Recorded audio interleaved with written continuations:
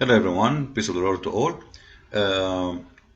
This video, I want people to, I want people really to copy, and please change the name of the video, make it the name you like, because that will make it appear in different page. The whole point is of downloading the movie, the video, is you spreading the knowledge, not just to have it in the same page, because then we will have the same people who saw it and they will not click on it. So change the name, make some change in the way fit with the topic, and that will make it appear in different place. So today we will talk about why the Bible is corrupted and how. Simply, this is the topic we spoke about before, but today we will have different approach to make it more clear for those who still are not convinced in how stupid the accusation the Muslims come with. You see, if an atheist, he said that, he have his point to say, because simply he had nothing to do with the book anyway. If a Hindu, he said that, he have his point to say, because he is a Hindu, he have nothing to do with the Bible anyway. But a Muslim, who he believe that this book is being given from his God, Allah. You see, the Quran is full of verses speaking about Allah is the one who gave the Torah, Allah is the one who gave the gospel and the Torah, and then Allah did not protect the gospel and the Torah.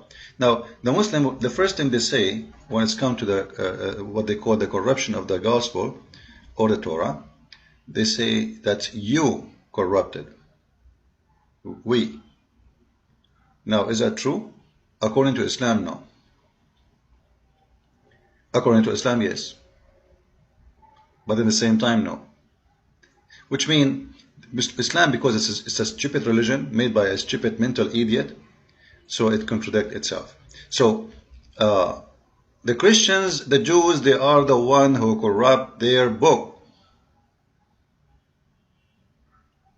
But I will make you see Shabir Ali proving the opposite. You know Shabir Ali, right? You know him. This guy who ran away from debating me, and he will keep running forever. You know why. This is Shabir Ali. Someone will ask him how the Quran was preserved. Listen to the answer and let us see how stupid Muslims are, especially those who claim to be smart. You see, Shabir Ali is the kind, if you ask him a question and that question is real, he will never answer you. But as long as the question is like, how the Quran preserved, he will give you a speech. But because they are relaxing, they make statement which destroy their own other statements. Listen carefully. They could do this in their own memories. And so the sequence then of things was by explicit divine instruction. And the second point I made was that the divine involvement is implicit, and that everything that people do is by a divine plan. The Muslim belief is that nothing works outside of the qadr or the plan of Allah, the creator and the fashioner of the heavens and the earth. Collecting it from the memories, or bringing all the written pieces together, asking how a certain word is to be spelt in writing, and so on. So they're making certain human judgments. But it seems that implicitly there is the hand of God working through all of this, to use that expression. And we have the support for this from the Quranic text itself. In Surah 15, verse number 9, it says, "Inna nahnu nazzalna dhikra wa inna lahu lahafizun." We, that is God, we have revealed the reminder, referring here to the Quran, and we are its guardian, or its guardians.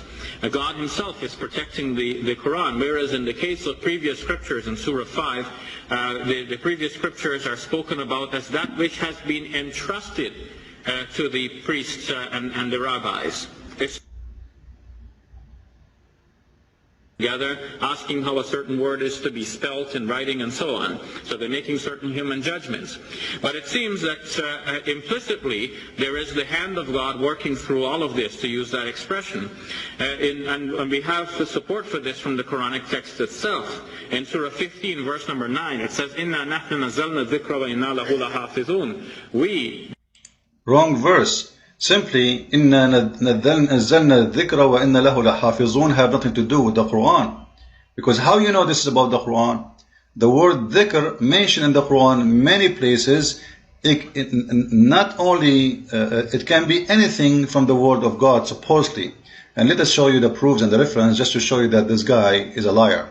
If we go to the Quran, this is chapter 21, verse number 7. Remember, chapter 21, verse number 7. And this is the word zikr, dhikr in Arabic. Alright? This is the word he's talking about. It's mentioned in the Quran many times. It's written in the same exact way. So he cannot say, oh, this is a different word. This is the word he's talking about. Inna anzalna al-dhikra wa inna lahu lahafizun. Now he is claiming that the word al-dhikr means the Quran. How you know? If this word is the same mention for the Torah and the Gospel, let us see the interpretation or even the translation for the verse. If we go and see the translation, you will see it says, and we sent not before you Muhammad, but men whom you revealed. So ask people of the reminder. He's the one who translated the word dhikr as reminder. Remember? In the video, I will play it again.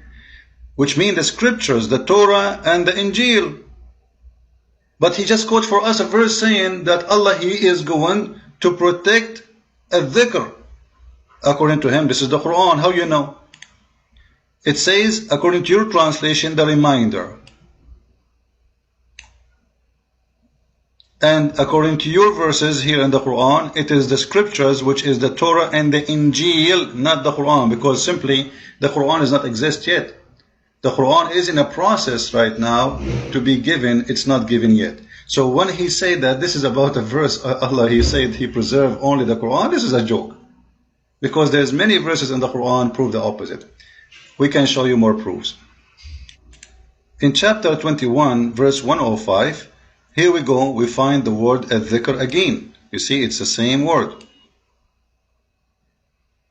If you go to the translation for this word al-dhikr, you will see this is not about the Quran. Let us see what it is. Here we go. You can choose any translation you want, of your choice. Let us see what al-dhikr is. It is az-zubur. Huh?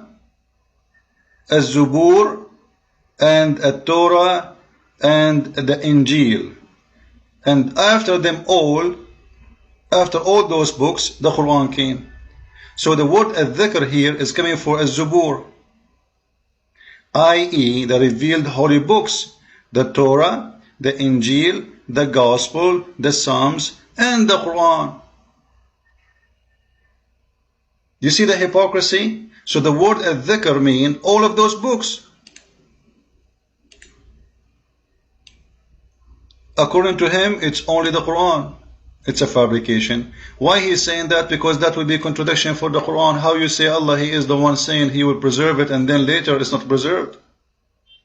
How we say it's Allah will preserve it all and then later we will say that Allah, He could not preserve it all? So he have to say, the word as al-dhikr here must be only the Quran. Fabrication. Mr. Fabricator. Now here we notice he will say something very funny and very stupid, which is enough to destroy the rest of Islam, if there is anything left. Listen to this, what this guy will say. That as God has, we have revealed the reminder, referring here to the Quran, and we are its guardians. Or its guardians. God Himself is protecting the Quran, whereas in the case of previous scriptures in Surah 5, the previous scriptures are spoken about as that which has been entrusted to the priests and the rabbis.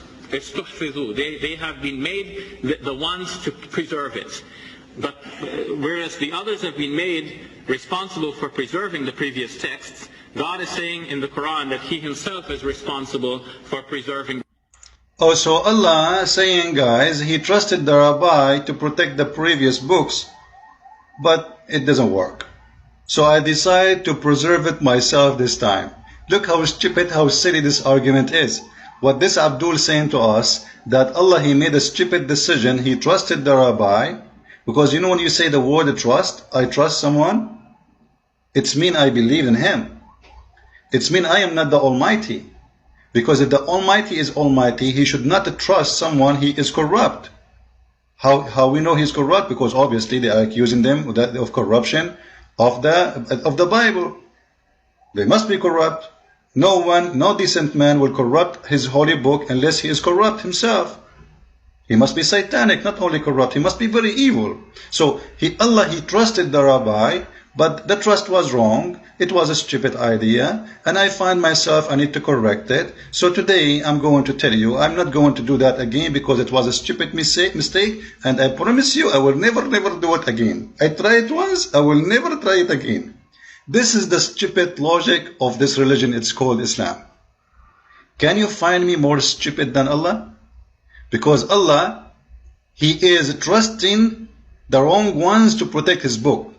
And Allah is the one who is the divine. And He just said to us that no human being can do anything except from the plan of Allah. Not against the plan of Allah. So how this work? It's stupid, it's funny, it's dummy. Christ is Lord, Islam is false.